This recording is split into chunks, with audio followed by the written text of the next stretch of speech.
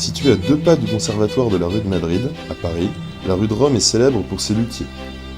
Depuis des décennies, ces derniers sont venus de toute l'Europe pour s'installer dans le quartier du même nom.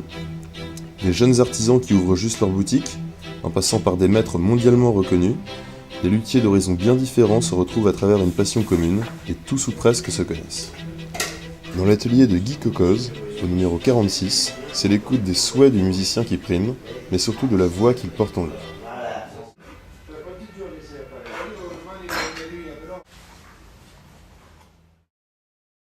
Bien qu'elle n'ait jamais été musicienne, Claire a un jour décidé de consacrer sa vie à la lutherie, loin des études qu'elle suivait. J'ai fait des études de biologie avant, maintenant 3 ans et demi que je travaille ici, et j'ai fait 4 années d'école en Italie.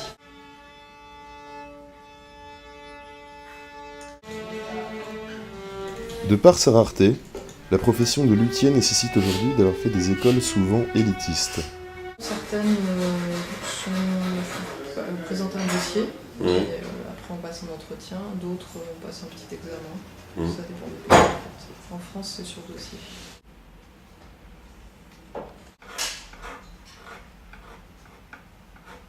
C'est difficile parce qu'il n'y a pas beaucoup de place en fait. Donc, il y a de plus en plus de gens qui ont envie d'être luthier. C'est quand même une petite profession, donc elle fonctionne aussi avec les musiciens qui sont quand même pas non plus si nombreux que ça.